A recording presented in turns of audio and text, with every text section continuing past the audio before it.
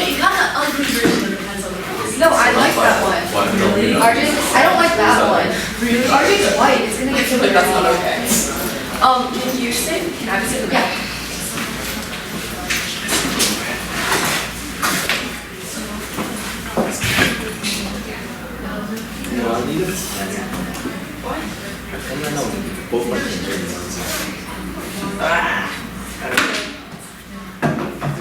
This was out of the. Oh, there's no.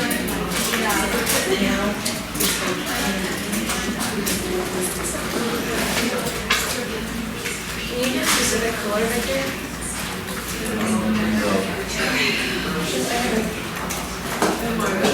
Greenhill. Do you know it?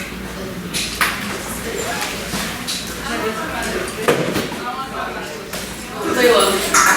Layla. Layla. Layla. What? Hi. Hey. They just were making fun of me because I've been wearing the same sweatshirt as the I only packed one sweatshirt. Yeah. Hey.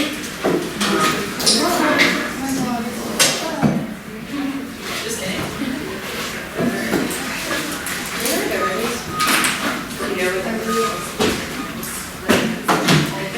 Oh wait, what's up, guy there? Yep.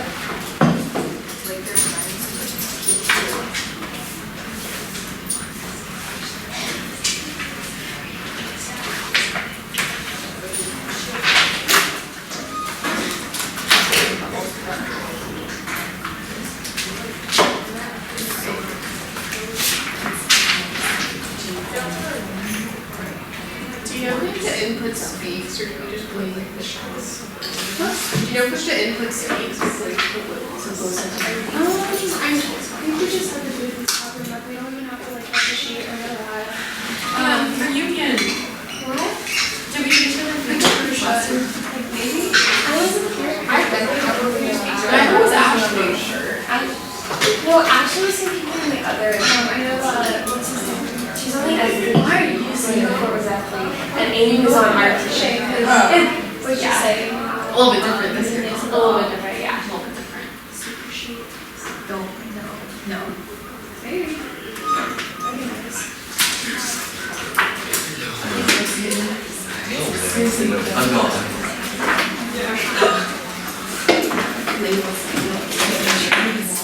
It's so much worse. Do you know? Okay. It is on my ballot, so we can do it. I don't know why I used it. Sorry. Oh, wow. That's horrible. Can you please close the door? Wait, are there no not a lot of spectators? For me, Apparently, they're supposed to watch to compare their craft. Okay, so you can invite them in. Alright, so yeah, everyone just watch this stuff. It's fine, it'll be all. You might regret that. Well, yeah, sure. There's some chairs over here you guys can use.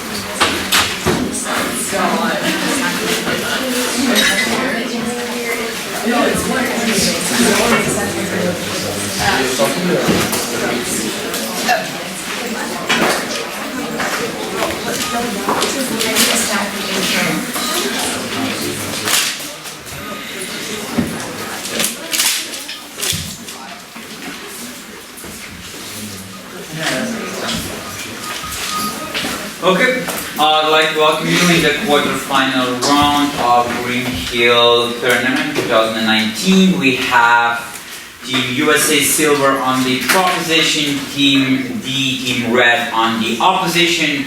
The motion in front of the House is this House would not consume contemporary art produced by those publicly accused of immoral actions. My name is Miha, I will be your chair judge today. With me on the panel, Shreya and Isabel. I would like to thank the audience for participating. I would like to wish good luck to all the debaters. Without any further ado, I would invite the first speaker of the proposition to open the case for USA Silver.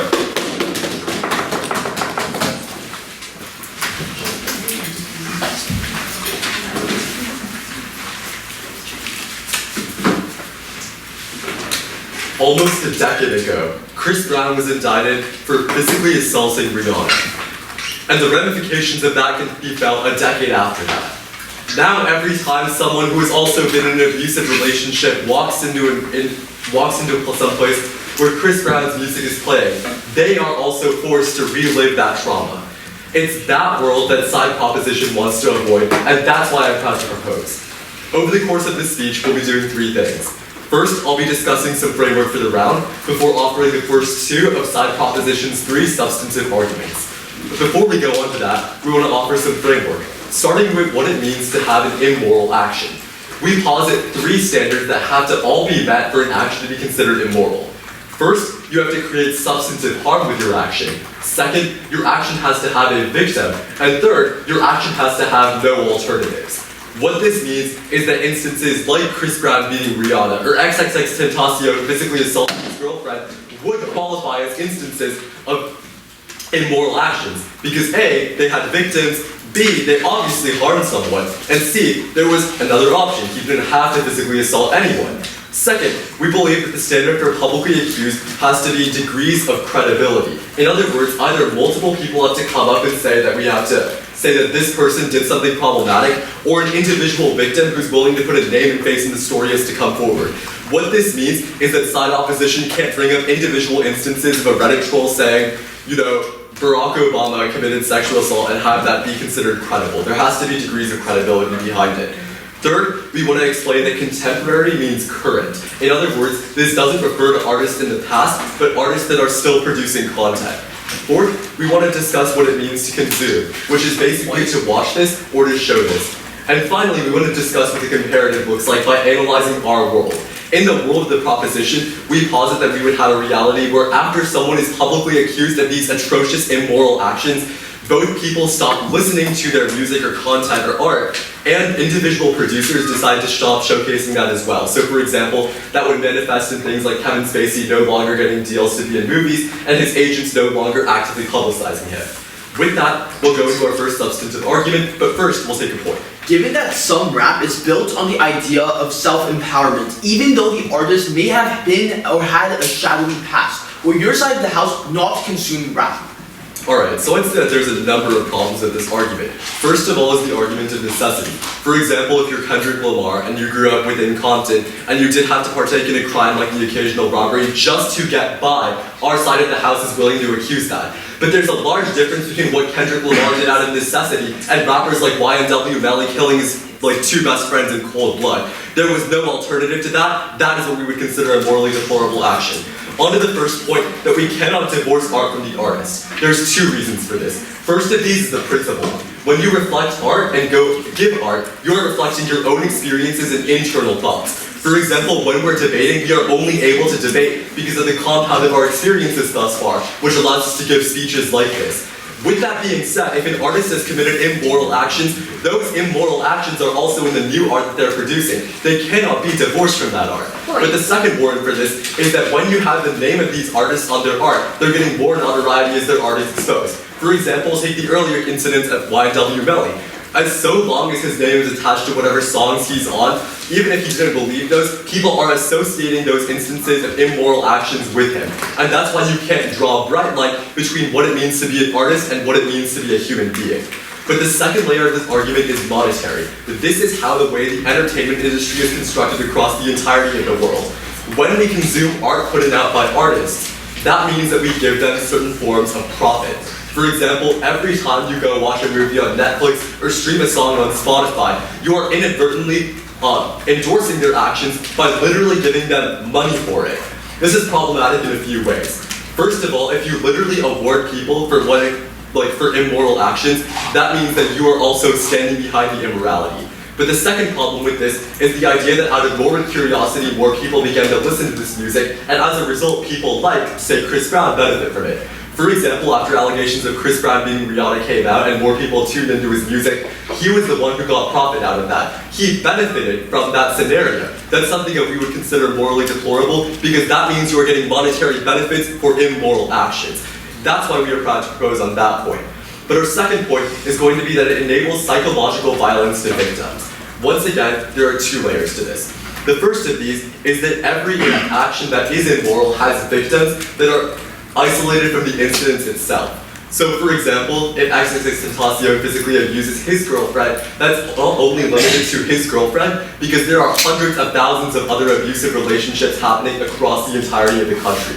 What happens next is twofold. First, when we see artists like these getting away with their actions, that means that the individual victims, XXXTentacion's girlfriend's plight, is entirely disconsidered. That's problematic for them. They no longer feel like they have the ability to go out and share their stories. But the second negative consequence of this is a chilling effect. If the entirety of the public, including people who have been in these abusive relationships before, look forth and see that these individuals are not getting punished for their actions, they feel less empowered to go out and share their own stories, because they think that the rest of the world would disconsider it just as they're doing for these artists.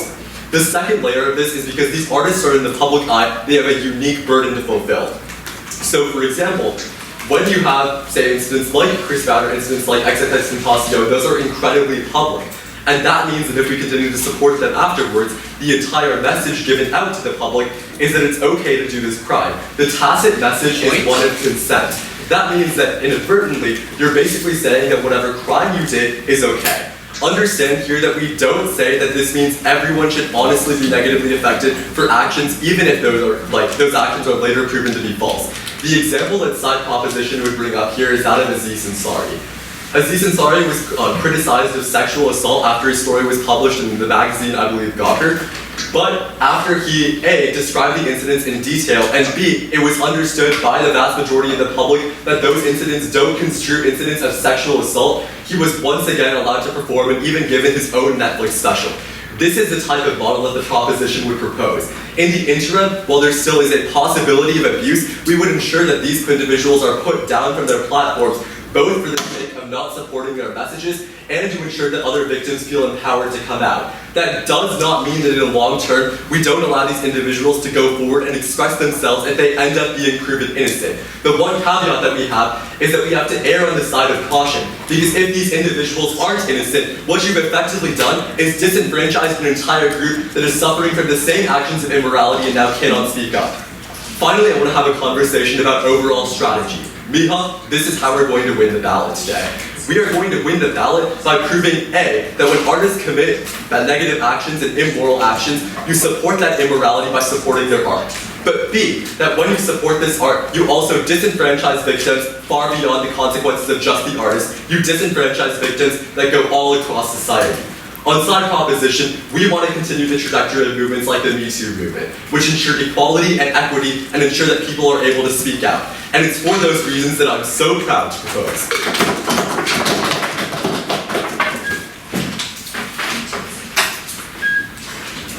I thank the speaker for his fine speech, and now I invite the first speaker to open the debate for side opposition. Victor, stage is yours. It was only because you stood up. Stage is yours.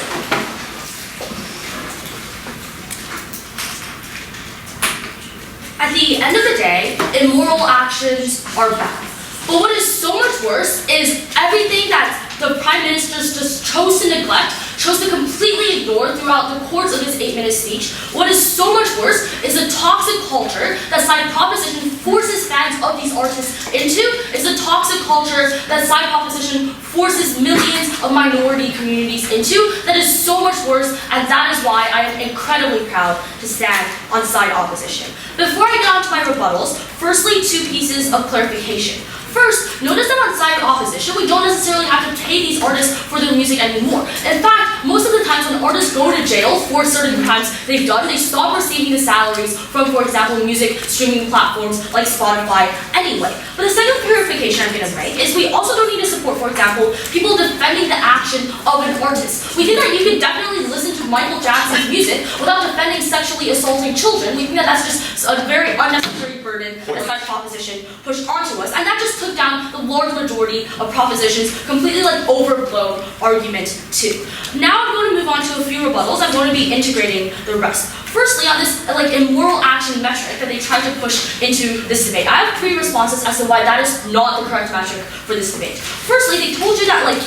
actions where there were no other alternatives don't count as immoral actions. For example, if someone committed a crime out of desperation. That made absolutely no sense because in society today, we still send people to jail for crimes of desperation. They still generally count as immoral actions. But secondly, they told you that, notice that publicly accused is part of the motion. That is to say that they can't just set their own legal definition of what immoral actions are and just completely ignore that part of the motion. They just completely narrow the debate unfairly. This is about artists who are publicly accused. But thirdly, we're just going to be nice here and concede that as long as like a critical mass of people agree that these were immoral actions, then we will set this as an immoral action within this debate. Now I'm going to rebut what he told you, this idea about like how you're awarding artists for their immoral actions. 2 responses. Firstly, notice that these artists already usually don't get money anyway after they get actually sent to jail, actually tried for their crimes anyway. But secondly, and Victor is going to give you more of this on his extension, but just a quick preview, we think that the artist is generally separate from their art. That is to say that when just by listening to someone's art, you're not necessarily distinct, it's distinct from the artist themselves. You're not necessarily endorsing Michael Jackson simply by listening to Thriller. But before I get on to my arguments, I'll take the points. Is it principally unjust then for artists to get any money if they've committed immoral actions and people decide to consume their art? Is that unjust? We don't think that it's necessarily unjust if an artist was publicly accused of something and still receives money for people listening to their art. We think that there is like a distinction, and I'll just be getting onto that in my case because I think it addresses it quite well. I'm going to give you 2 arguments then in my speech. Firstly, on how we're able to help minority communities and how side proposition completely neglects them. And secondly, how like they put fans completely into a defensive position and why that toxic culture is going to be so much worse. Firstly, on how we're able to help minorities and their side erodes minorities' cultures. Notice that within the status quo, minorities are the ones who are disproportionately accused of immoral actions. There's 3 reasons why this is true.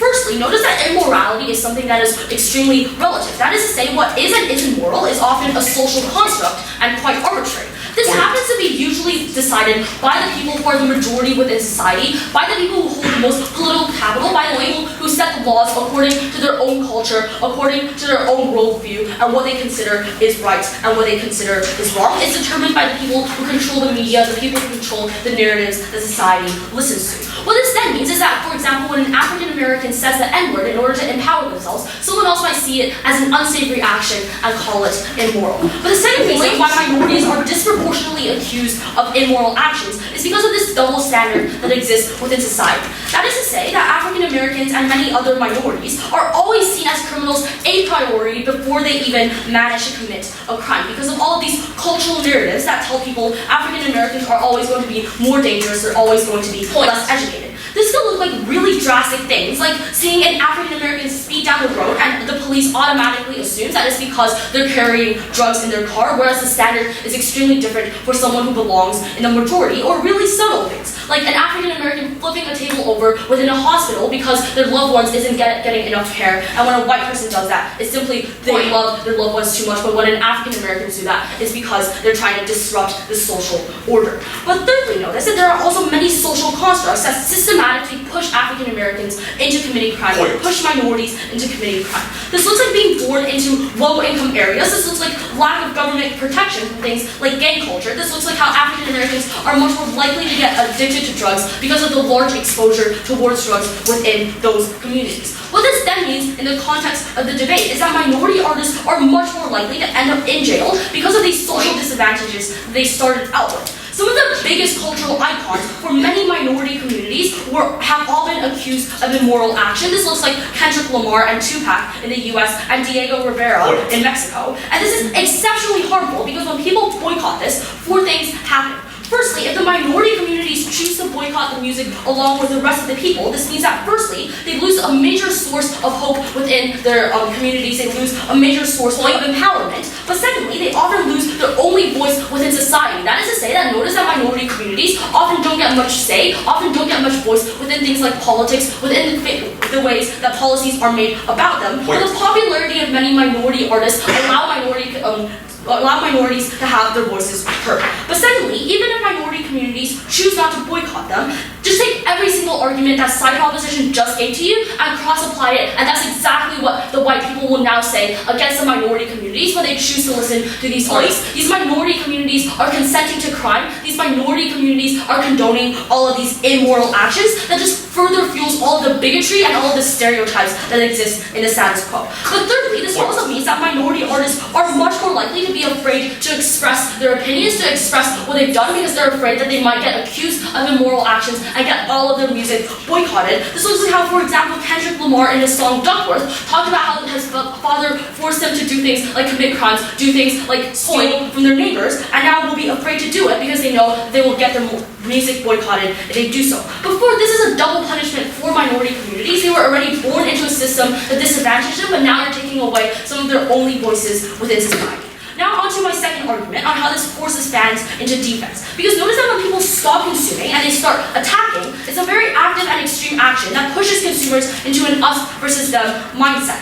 What this then means is that this changes the meaning of the art. Because notice that art is ultimately determined by the viewer, art is ultimately determined by the consumer. Well, the first thing you now think of when you hear, for example, Michael Jackson's Thriller is not the music, but how he sexually assaulted children. This changes the fundamental meaning of the art. What this then means is it looks like someone, for example, listening to music, and then someone else comes there and says, why are you doing this? Don't you know that the artist who made this music did like this action and that was extremely immoral? In order to listen to the music now, fans are forced to defend the artist as part of the discourse, because this discourse and this bubble of discourse around the artist and around the music now changes from the crime, from the art to the crime. What this then looks like is, for example, fans of Big Bang have been forced to defend the artist's actions after, for example, people started attacking the artist and attacking their fans for choosing to listen to the music. This is much worse for the victims that side proposition wants to protect, because it changes the dichotomy into a choice of people are now defending the artist, people are now saying that, for example, all these sexual assault cases don't really matter, and this artist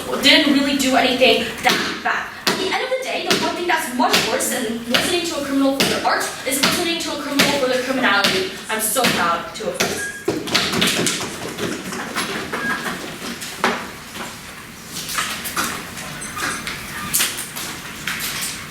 I thank the speaker for her fine speech. Now I invite the second speaker to continue her side proposition. Stage is yours.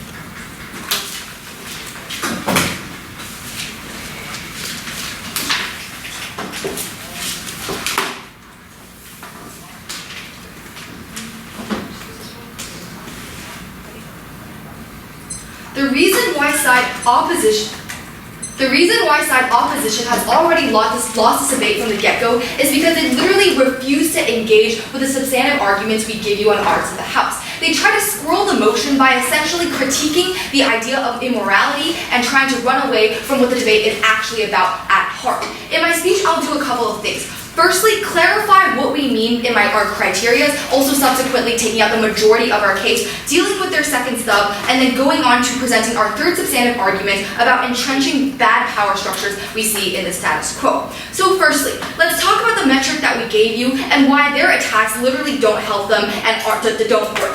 Their main critique on our metric is that morality is relative in the world. We agree that's completely true. However, recognize that this is a value debate in which we evaluate what morality is and then what we should do when we find out someone has done something immoral. So the fact that different moralities exist in different parts of the world don't really matter in this debate. We're talking about if there were to be a standard of what exactly was immoral and what was reasonable we provided to on our side, we can still debate it on reasonable grounds. Look, even if we were having this debate in Bhutan and gay people weren't allowed to exist basically, or else they would be killed, we don't think that's a debate that we're supposed to be having. We don't think that that's a metric we should be using based on laws, etc. We provided you very clear metrics on there being a victim, there being no alternative, and we think it's not unfair or unreasonable to set the metric as something like sexual assault, rape, murder, etc., in which you don't have any other alternatives. We think that something that is a crime might might not exactly be immoral, given the actual restraints we give you, and on their critiques about like stealing out of necessity or bad experience because of state failure would be exempt from this type of immoral action,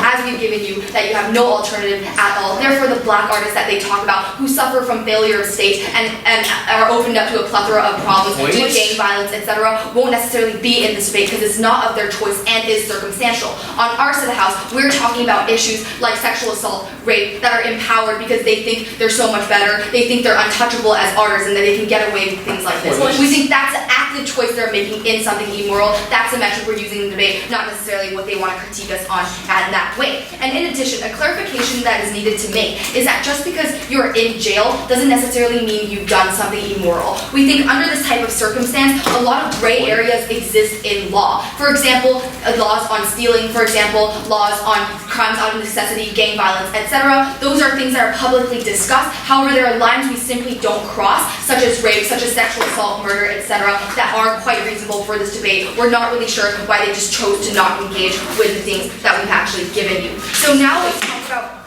this idea about minorities. We already show you that in our criteria, we show you that it is what society generally believes to be true or not. It is not one lawmaker or one party in a democratic system deciding what is considered moral, what is considered immoral. So we think under this type of circumstances, the idea of minorities being censored and minorities being taken off of Spotify, etc., is not necessarily going to happen because the majority of public in places like the United States or in generally the rest of the world aren't racist like that and won't pick up on the small things that they completely blow out of proportion, like the fact that they say the N-word or speak about their experience on the streets in their hometowns, etc. So under that circumstance, we don't really think that the minority argument works here. We think we'll be able to protect minority artists under our side of the house only under the worst exceptions of like immorality, like murder, sexual assault, rape, etc. will we be taking to these measures. So the idea that you can misconstrue what is immoral and what is not is simply mitigatory, running away from the debate and not really dealing with the heart of the issue we have at hand.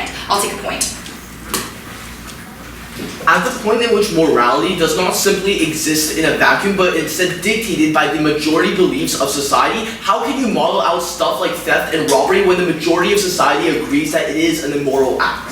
So clearly, we don't think that stealing is an immoral act in all instances for the simple reason that right now we are progressing as a society and seeing the reasons behind crime. We think under this type of circumstance, we realize that these minority communities are disenfranchised. I'm not saying that this goes for every other nation in the world, but we would like to debate under the majority of cases in most Western liberal democracies and even Southeast Asian countries, etc., are believing on this metric that you should probably treat people equally, and we think that backlash electoral incentive stop people from actually setting these horrible standards that you want to talk about. We don't think, like even if your characterization was correct, we think that you should still engage with the very, very clear and reasonable metrics we give you down the debate. We don't think it's enough for you to prove that in the minority of cases when a society is extremely racist, that these minority artists are being harmed under your world. So now let's go on to their second argument about defensive fans, etc. So they essentially concede our link here when they tell you that there are circumstances under our world in which other people will be critiquing people who listen to their music and encouraging them not to do so, which is directly conceding the link to our second argument about how we will create better cultures, etc., around this type of issue. So we think that under this type of circumstance, we will still get the necessary discourse on our side, because you don't entirely erase the artist from the internet or from history in general. You simply don't endorse their music in that way. And if you were to be a fan, you can find fans, you can listen to other types of music. We're not necessarily depriving you of your life. We think that you should be guided in the right way in seeing that artists cannot be separated from their art and learning from that and actually finding other music you like, abandoning the artists that you used to like before, because that's simply lines that people don't cross. We think that's not unreasonable for one to do, and just because fans become defensive doesn't make it unjust or not preferable under our world in which they find other music to listen to and not endorse these type of artists. So now I would move into our third substantive on entrenching power structures. In the status quo, we see that artists are getting away with certain things and not being critiqued by the public for their immoral actions for the simple reason that there's a toxic culture that has been created around artists being untouchable, people only only focusing on their art and continuing to endorse them even after people realize that they have actually committed immoral crimes. An example we brought up from the beginning was XXXTentacion. He abused his girlfriend and then was later shot, but during that period in which people knew about it, they still endorsed his music, still regard him as the greatest rapper that has died recently, etc. So we don't think that's necessarily good because it creates this narrative in society that you can still be regarded as a good person, still be praised for your art, even though these things have been said about you. We think it's extremely important that we abandon this type of narrative that artists can get away with certain things, or that they're fine and we can listen to them just because they produce good music. Under our side of the house, what the likely scenario is that artists are going to be more cautious of what they're doing and abandon this type of superiority complex because now these record labels are likely to fire them if something of that sort happens for the simple reason that nobody would want to listen to their music anymore, deterring them from actually thinking it's okay to sexually assault people and get away with it like we see in the status quo. We think the impact of this is extremely large considering that we're changing entire cultures. We think that in the status quo, pop culture influences our youth in a very large amount. And we think that a lot of times this subliminal messages that these songs send and the way the public reacts can shift the way they actually perceive the world and what is okay and what is not. We think the comparative is much better on our side when we draw a clear line of what is good, what is bad, what you can do, what you can't do, and actually teach children from a young age that doesn't matter if your music's good, doesn't matter your merit, so long as you're a bad person, you can't succeed in society. We think that's the message we want to send. We think entrenching these power structures and making people think it's okay just because you produce good music is extremely bad for the future. We're very proud to propose.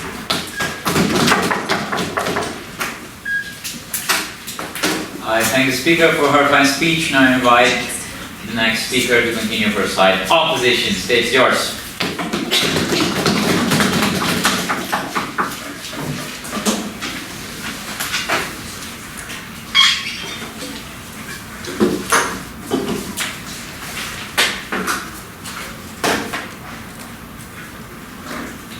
Minorities in the status quo have always had to uphold their lives within a double standard. I think Stephanie explained this perfectly well in her speech. When an African American in a hospital pushes a table over so that their loved one can be saved, they are seen as destructive. But when a Caucasian individual does so, they are seen as someone who loves their spouses or their family members unconditionally. Because of this, we think minorities are uniquely in a disadvantage and thus need to have the ability to have their forms be represented through art in order for their voice to be heard, proud to oppose. Before I move on to the two assumptions in our third substantive, I just want to re-clarify this debate a little bit. I think side proposition knew the fact that publicly accused was going to be a harm for them in this debate when they tried to model out of it. That is to say, they tried to model the idea of publicly accused as a world in which there are no alternatives. But note that their definition of morality is just simply wrong. Morality does not exist in a vacuum. It is predicated upon the majority belief of that society.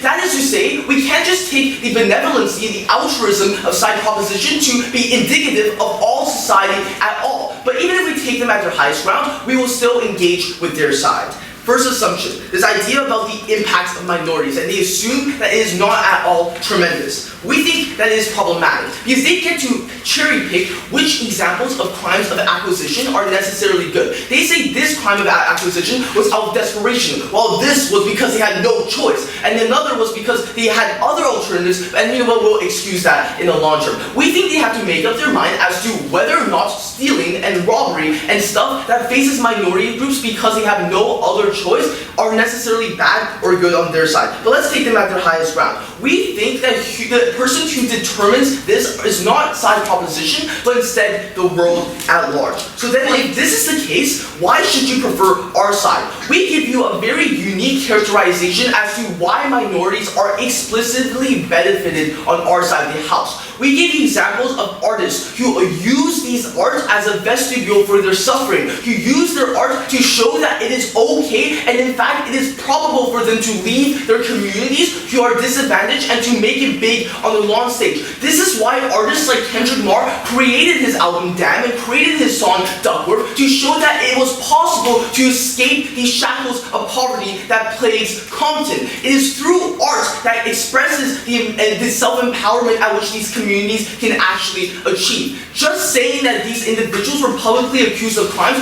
that they committed through no fault of their own, is something which we think is morally wrong. We need more engagement from side proposition in that realm. But let's get into the second assumption of this debate today on their side. Their side assumes that, intrinsically speaking, victims are embedded on their side. That is to say that on our side of the house, it is explicitly more harmful for victims. One layer of analysis they gave to us was this idea of a chilling effect, where now we believe on our side, however, that society still deems the action committed by these individuals as immoral. That is to say there's a reactionary force when someone commits an egregious act. It's like when I put my hand on the hot stove, I will intuitively reach it back out. That's why when Chris Brown did commit his assault, what we saw immediately afterwards was regulars hesitant to sign them. What this is indicative of is that society tends to shift away from unsavory actors at the point at which the crimes they commit are very extreme. But let's look at the middle ground, where crimes are more opaque and nebulous. We think that it still is better on our side of the house, because the only remnant left behind is the idea that art itself portrays the immoral act. We think that we should not be punishing or have punitive measures against artists, because art and artists themselves should be separate. That is to say, we also think on our side we can get more education surfacing around this idea. But first, yes. Right, so how can you separate the art and the artist when endorsing and playing this art not only endorses the actions of the artist, but also forces victims to relive what the artist has done? Okay, I was about to go into that in my third substantive, but I will frontline a little bit of that right now.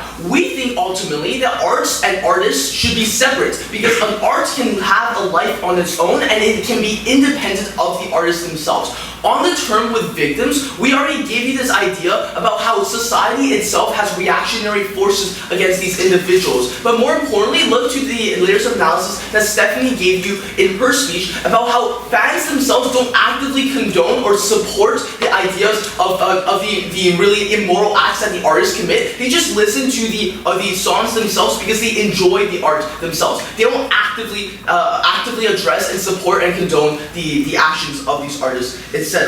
But now that we got that done, let's talk about this idea that they stated about how artists implicitly portray their views in their art. We note that first, it is very rarely the case that an artist is just going to be putting in their art their own immorality. We think that is just simply not likely. But second, even if this is the case, people can still appreciate the art as independent. But finally, you can use this layer of analysis against them. Because oftentimes what happens when people in the past have had stuff like this happen to them, whereas they had actions of immorality, they often use art as the vestibule for rehabilitation. That is to say, if I committed a crime in the past, I want to express my rehabilitory process through art as well. It is a restorative power for certain individuals to actually reflect in the future, and we think that this is a layer that they need to engage with in their next speech. But now that we got through that, let's get into our final substantive of this debate, the harms to victims themselves. But before I go into my third substantive, I will take a point. The reason that you say that people inherently do not want to consume art for immoral actors, but whenever people say, hey, his music is really good though, or hey, what did he do? I want to listen to his song, that is the point at which those artists make more money from the abuses that they've committed. We think that there can be a trade-off between that, right? Because we think ultimately, and I was going to go into this in my third substantive, when you separate art and the artist, which happens on our side of the house, they can support the art without actively condoning the artist himself, meaning we can specifically attack the artist without having to destroy the art which is embedded within certain cultures, etc. Our first layer to this argument is that how art is separate to the artist. It takes a life outside of its own. That is to say that it can be reproduced, there can be cover versions of this art, etc. It is very distinct in the political beliefs or the immoral beliefs of the artist who created this. That is to say that it should be considered independent, so when people do punish the artist, they can still appreciate the art next to it. The second layer to this argument is about the idea of herd mentality. That is to say, when you state that the art itself can be tied to the artist, you necessarily force the fans who are extremely big fans of this artist to defend the artist. That is to say, now I have to support the artist because the art is tied to it. I can't just say, oh, I don't support this XYZ individual, I only support the music that he makes. Now I have to defend the artists themselves. And the reason why this is necessarily harmful, uniquely, is because it creates a very divisive debate between the individuals who support the fans and the people who don't. That is to say that they can't come to terms with each other because you divide it so extremely. And ultimately, the people who are harmed the most by this are the victims, who just see the person who has committed said immoral actions be blown up within popular media, etc. At the end of the day, side proposition can't outframe this debate to a point in which they cherry pick the examples in which helps them the most. They have to engage with our best case scenario. They can't arbitrarily choose what is moral and what is immoral. That is dictated by society because morality simply does not exist within a vacuum. Thank you, speaker, for his fine speech. Now I invite the third speaker to continue for side proposition.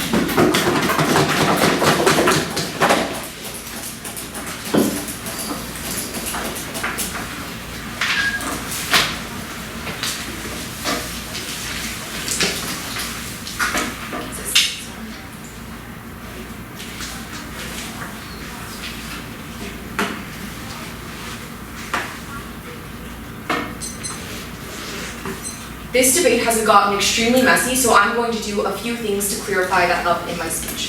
First, I'll be asking the very simple question, what is morality? Then I'll be analyzing the two most prominent stakeholders in this round. First, on the idea of victims, and second, on the idea of artists. But first, let's analyze exactly what is morality. Now, both sides agree that morality is somewhat subjective. Each person has a different personal conception of what they believe morality to be. But let's build upon Abby and Arham's analysis as to why you should prefer our definition and compare the two relative stances within today's debate. Side opposition tells you morality can't exist in vacuum. So how should we define morality? Based off of whatever society thinks is immoral. We think this is an extremely horrible way to define morality because insofar as each different society views morality in different ways, you get a very uneven application of this motion. What is a preferable way to have this debate? We give you a specific metric of what we think generally things are moral. Why did we do this? So we could have a good faith debate about what actions are intrinsically immoral, things that everybody agrees is immoral. What were those things that we told you? First, we went back to the purpose of morality. We told you that morality is determined based on how it affects other humans. That is to say, things that are immoral necessarily have to have victims. And if they are immoral, they also have to be born out of having no alternatives. This is where we try to mitigate the gray area that exists on both sides of the house. So whereas every single person has a different conception on whether or not it's legitimate to steal bread to feed your family, or whether or not it's legitimate to do those sorts of things, we would tell you things that there are certainly things that are not gray areas. For example, raping someone, sexually assaulting someone, abusing your spouse. Those are things that generally everyone under a moral framework understands is immoral. We think that you should evaluate which side best creates a fair debate. There is plenty of ground for opposition to make arguments as to why it would still be okay to consume the art of immoral actors that commit things like sexual assault and abuse. We think they should try to engage on that ground.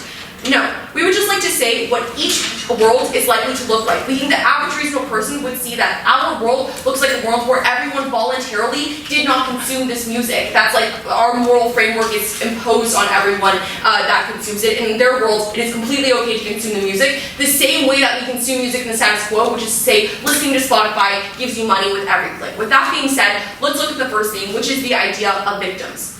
Note that all of this material has been present since our first proposition speech, but not adequately engaged with the proposition. What did we tell you? We told you consuming art from immoral actors intrinsically harms victims. How? First, it directly harms the original victims of that person. They have to hear the music or see the artwork of their abuser and relive the trauma of experiencing whatever traumatic incident they had to go through. Or second, indirectly, they see their abuser becoming more and more popular, and they feel that, like, they see them on TV and they're like, wow, that's horrible, that's my abuser. We think that that is a similar psychological toll. So even if we assume that their argument is correct about how you don't necessarily have to pay these artists, we say it's still similarly immoral because it harms the victim.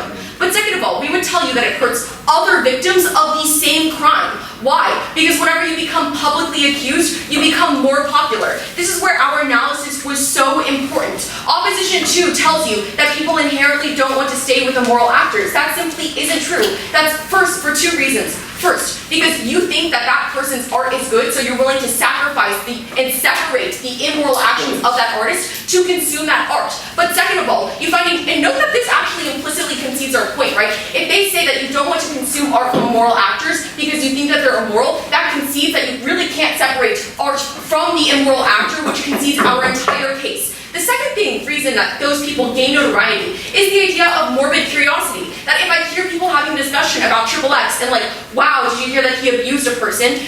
Then I'm like likely to do research, go online, and then look up XXX. What do I find?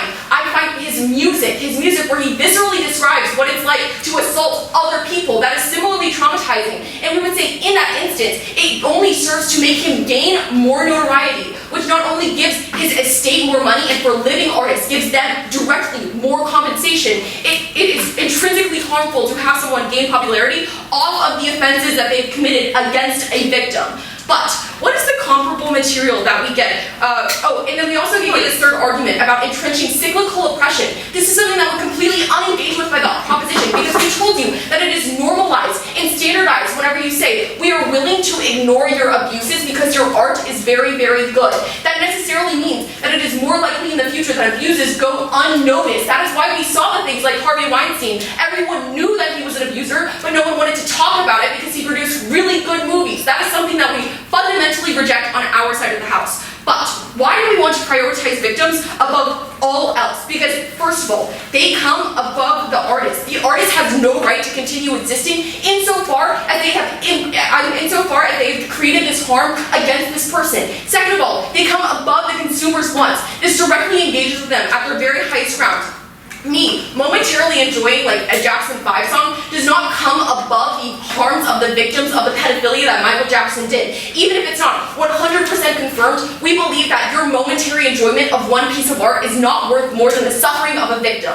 But what is the second theme in this debate? That is the idea of how artists work. Let's directly engage with their third argument, which was really just a rehash of their first, second 2 subs. First, they tell you that art should be appreciated and that it can be separated from the artist. I already directly engaged with it. Second, they told you about this idea of the herd mentality and how it forces people to defend immoral positions. Now, note that this argument directly contradicts their arguments about minorities, and they also said this in their first speech. Here's the reason why.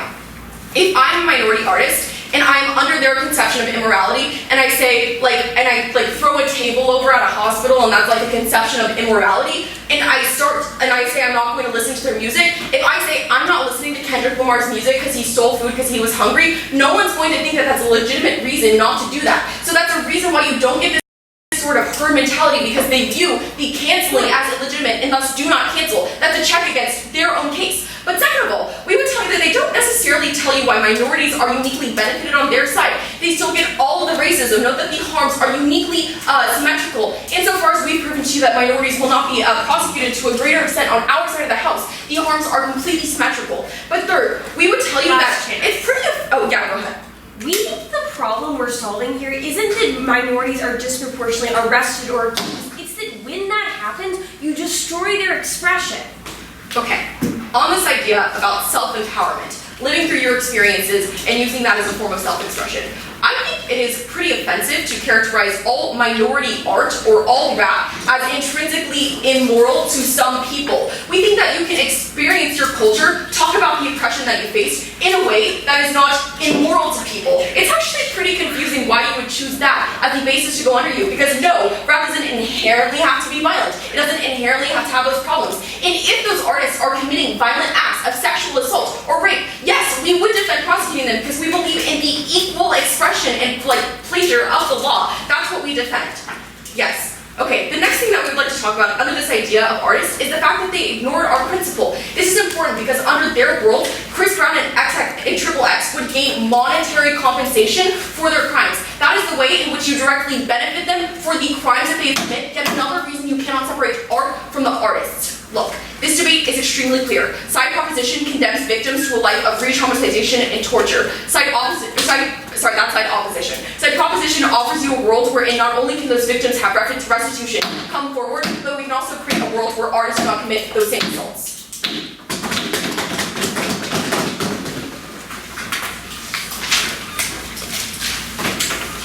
I thank the speaker for her fine speech, and I invite the last constructive speaker in this debate to continue for opposition.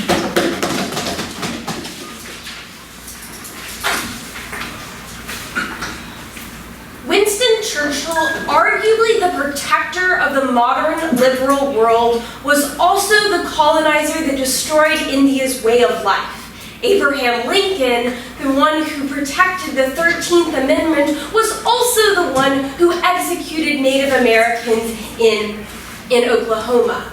The point here isn't that people are always going to be either good or always going to be either bad. We think a lot of people have some of both. This debate is about whether we can appreciate the good while also considering and socially condemning what we think is morally reprehensible. In this speech, a few things. First, going over the main three assumptions made in their case before presenting the three most important questions we should ask. The first assumption that they make to you is they spend a lot of each of their speeches talking about what they think morality looks like and why that's important. Even if we take them at their highest ground and say, okay, we agree, we completely take your definition at its highest, that doesn't mean society agrees with them. We think society, in a lot of cases, isn't going to look at every immoral act and say, okay, let's think about this from their perspective. Did they have an alternative? Is this something we really want? Rather, we think it's more of a jump to conclusion rhetoric, where we think that even in those cases, society is going to deem something morally reprehensible changes through time. Of course, unsaid in her last speech that society is a terrible determiner of morality, and we completely agree. That's why it's so problematic that these people can essentially say, okay, now art is unacceptable, you cannot look at it because society deems what someone has done is immoral. The second assumption they make to you is they talk about how the endorsement of the person, or the art necessarily means the endorsement of the person.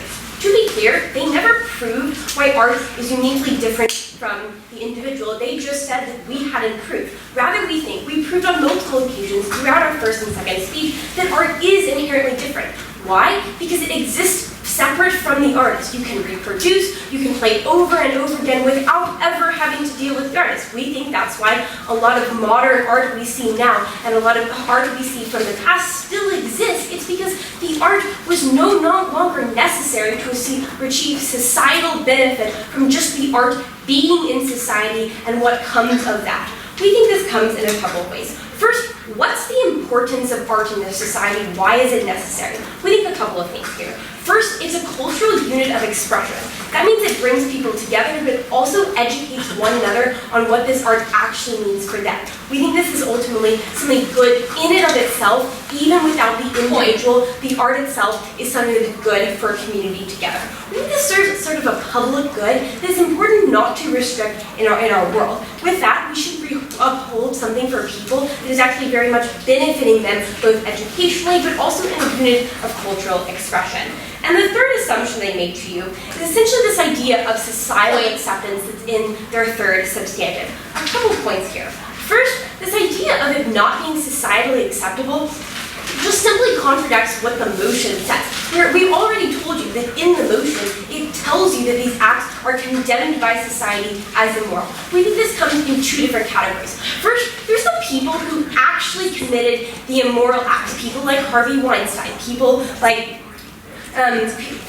Bill Cosby. Those sort of people are the ones who actually deemed necessary this sort of societal benefit. Then there's an entirely other group of people who may have not committed these immoral acts. It's sort of more of a gray area, but society deems them that anyway. They haven't engaged with us on those people specifically. Before I move on, yes. We aren't withholding freedom of expression from anyone. You can still produce art. It's just that if you are an immoral actor and trying to rehabilitate, people cannot consume it. Okay, so I'm not really sure what this point has to do with the motion. Of course, we think sort of in a general, broad perspective, like you should have the right to present art, but we think that just the problem is when society deems something as immoral, that's not only one, creates a sort of arbitrary standard that disproportionately affects minorities, but it also removes valuable art from a community, even if the individual themselves does not provide direct value. Moving on to the three most important questions we should ask in this debate. The first, is it principally justified to consume art that has been committed by someone accused of an immoral act? Why do we think this is true? This goes back to what we think art, independent of the person who created it, has value. Independent of a person, we think it is both able to be reconstructed, it's able to be reproduced, and ultimately it provides with education and the ability to share ideas and tell a story in a way that you wouldn't have before. For example, I don't think the majority of people who look at sort of medieval neoclassical paintings and say, okay, they're beheading someone in this one, I might as well go do that. Rather, we think it's more the idea, they understand the story behind what that story is painting, they see it as art because they see it as cultural expression. The second question we could ask is, what is ultimately the better world for victims of these immoral acts? Note this is where the majority of side propositions arguments fall. At the end of Un's last speech, they essentially said that side opposition is condoning these people to a life of torture and reliving these experiences every time they do it. First, I think that's completely overblown, but secondly, if the idea here is that the art is ultimately sort of recreating this experience for the victim, that's not in the majority of cases the truth. We think that in some cases, sure, you could have maybe vile lyrics or explanations in music or in writing or in song or in a piece of art, but we don't think that is like always reprehensible to one person who's committed an immoral act. For example, people who are making the best movies, making the best comedies are just as likely to do things that are immoral, so we don't think that's necessarily something that's benefited on their side of the world. And secondly, we think this chilling effect they bring into the status quo just, again, doesn't address the motion. Again, when these people have committed immoral acts, they're already deemed immoral by society, and thus they still get societal redress. Not only are we able to both appreciate the art they actually provide to society, but we're also able to explain it in context. We think that education is a big part of this debate. You cannot simply present art or present a narrative without defining sort of what's behind it or what that person has done. We think context is really important for determining, sort of how art is viewed. We need the context, but we also need the art because it provides something society is missing without it. And the third question in this debate is ultimately which side protects the minorities. Ultimately, side proposition just ignores this group of people and says, oh, they're not part of the debate because they haven't committed actually immoral acts. If you move past that sort of avoiding clash of side proposition, you see that one, they are disproportionately accused. This is not saying they disproportionately commit immoral acts. Rather, it's just that society as a whole, as a majority group, just wants to put this on them and demonize them as other or less than. In that case, it is so much worse for those group of people that this is happening to them, because not only do they prevent their shared experiences being talked about, but you prevent an entire culture from having the ability to connect with each other and remove this important aspect of their culture, but also sort of societal livelihood in general. Because we believe this people is both underrepresented in the societal explanation, but also underrepresented in side propositions arguments, we're so proud to oppose.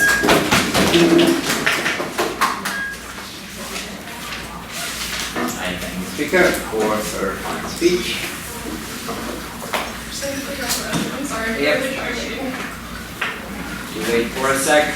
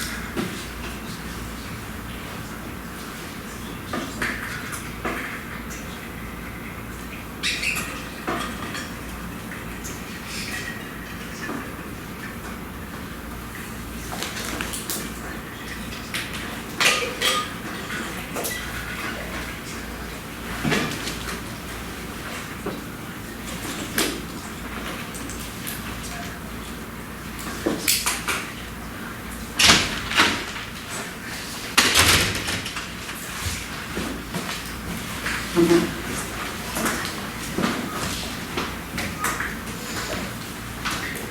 we are now ready for the reply speeches. Firstly, the opposition reply. Stage is yours. You have 4 minutes.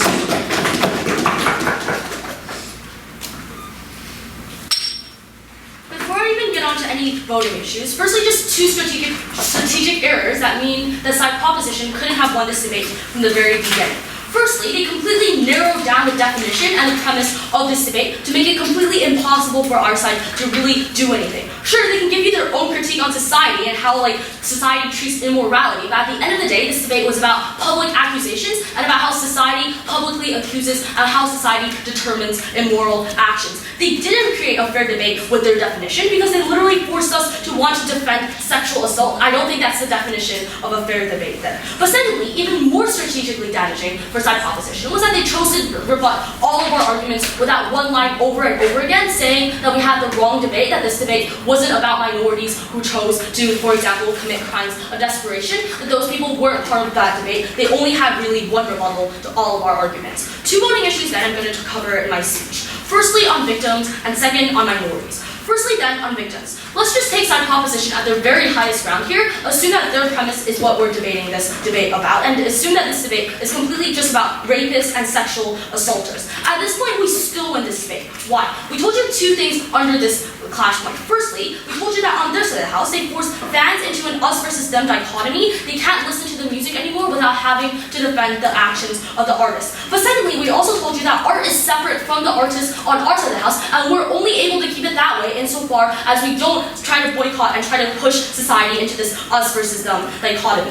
They told you about how it traumatizes the victims when they, for example, hear the music out in the street, see someone listening to their attackers' music. Look, what then is the world comparative? Even if we concede their highest ground, it simply means that there's more instances of the victims hearing the music on our side of the house and less instances on their side of the house, but each time the victim hears the music now, they are exponentially more traumatized and have an exponentially worse experience because firstly, it comes with a defensive fan trying to undermine the victim's experience by explaining why the artist's action wasn't actually that good, and it becomes an actual divide between victims and fans. But secondly, it changes the meaning of the song for the victim because when the entire society is talking about how the artist is inextricably tied towards their art, it changes the meaning of the art. So now that when the victim sees the art, the first thing that they think of is automatically the artist and all of their egregious actions. But thirdly, notice that the artist's name is still mentioned a lot on TV. It's completely impossible that on their side of the house, the victim will never hear about the artist again. Instead, they simply make the experience of hearing about the artist much, much more traumatic. On our side of the house, even if hearing the music happens slightly more often, the experiences are exponentially less traumatic, which means that on our side of the house, victims are still able to eventually recover from their traumatic experiences, eventually forget about it, without this constant dichotomy they have to constantly hear within society. On the long term, victims are much better off still, even if we take them at their highest ground on our side of the house. Now, weigh that against their last remaining point under victims, which is about this monetary compensation. This is literally a really, really minimal argument because they're literally talking about how they need to further punish artists that are already probably quite wealthy to begin with and take away some more money from the artists. This isn't as big as our huge impact about how we better help victims recover in the long term on our side of the house. Second voting issues then on minorities. And this is hugely important and only flippantly responded to on their side of the house with a reframing of their own definition of what immorality was. At the end of the day, minorities was so much more important than anything they ever told you about because firstly, these minority communities are extremely vulnerable people and they take up a huge percentage of society. They are actually a lot more people than just some people who were victims of certain crimes. But secondly, the further you entrench minorities and the further you entrench minority communities, the more victims you also create. Because the moment in which minority communities become much more desperate, the moment in which minority communities now have much less opportunities and much less government support, much less understanding from the rest of the society, that's also the moment in which minorities now have to inevitably turn to things like crime, inevitably turn to things like gang violence, creating more and more victims on their side of the house. You can't put a band-aid over a bullet wound. I am so proud to oppose. I thank the speaker and I invite the last speaker in this debate to conclude from the side of proposition.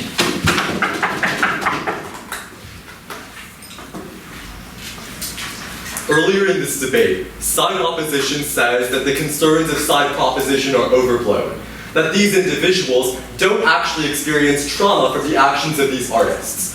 On side proposition, we believe that even though side opposition has the luxury of speaking from a position of privilege, those who have actually been the victims of abuse don't. And that's why we're going to win today's debate. Over the course of this speech, first I'll briefly clarify the framing before going on to the two reasons that we're going to propose. But first, starting with the framing, and then muddying the waters with the definition. Basically, the entirety of side opposition's approach in this debate has been muddying the waters of morality enough to get clear to somehow eke out a win. This is problematic at a few levels. First, both of the speakers in proposition tell you that the clearest standard for what actually constitutes an immoral action is what society can agree to. That means actions like assault, rape, or murder. When other actions that they say people universally condemn, like saying the N-word, happen, they don't give a single instance of that being true. But second, even if you engage with them on their best case scenario and say that racism is overblown over here, on both sides the harms of racism are symmetrical. Neither side solves for how society perceives these minorities. On the best case scenario, you can't grant them any offense on this. Next up, let's go into the two reasons that you're going to vote for the proposition. The first is the fundamental morality of this art altogether. Observe that side opposition tries to mischaracterize art as being entirely separate from the artist, but their own case undermines this, because they say that society undermines these people for this art, and then later on fans defend their artists. If fans are being forced to defend their artists, that means that art and the artist is not separate. But second, there are some other warrants that go clear conceded. One of these is the fact that the name recognition of the artist increases when you portray their art. For example, even if an artist has a song that isn't necessarily about what they did, when you play that song and further their name, you bring up what they did. That's problematic. The second thing that they never refute is the financial incentive. Artists still get money and still get paid for songs as long as they're on trial, even though these songs might be controversial. That means you're effectively putting money in someone's pocket for saying something immoral. That goes clear conceded. That's going to be what wins side proposition this debate. And the final thing I want to briefly address is their entire point on minorities. Frankly, I would say that it's incredibly presumptuous to say that minorities can only express their experiences in a manner that the rest of society considers offensive. In Kendrick Lamar's first album, Good Kid, Mad City, on the song Mad City, he discusses the murder of his brother in a drive-by shooting. That's incredibly different from a rapper like YNW Melly, rapping about how he killed two of his best friends and had their bodies dropped down to the ground. Both of these are not the same. There are ways to express your experiences without entrenching and going forward and endorsing immoral actions. But the second reason that you're going to vote on side proposition is going to be helping your victims. This is something that goes clearly under-responded to on their side of the field, because there's a few reasons that victims are only further damaged. First of all, we'd like to point out that a lot of the responses in the opposition reply speech were entirely new. But second, we would also like to point out that whenever a song plays from someone who does something bad, that means that the victims also feel that they cannot speak out because society doesn't consider that action bad enough to condemn. That means that if we still play XXXTentacion, other people who are the victims of domestic abuse get the message that, hey, society still listens to them, therefore maybe my experiences are not valuable. And second, on the whole thing about how people and their fans defend their rhetoric, that's not really an argument because on our side of the house, those songs wouldn't be played, those conversations wouldn't happen, and therefore people wouldn't have to relive the trauma. In other words, in the side of the opposition, Band-Aids might not fix bullet holes, but they only make these bullet holes worse. So at the end of the day, we're going to win, A, because of the fundamental immorality of this art, and B, for helping the countless individuals that have struggled because these artists are still played. Thank you, and I'm proud to propose. I thank the speaker for his fine speech. I thank the debaters for this exciting debate. You now may shake your hands, and we will ask you as well as the audience to leave the room for a few minutes so the judges can come to a decision. Thank you very much. We will call you in when we will have the decision. It will be announced here.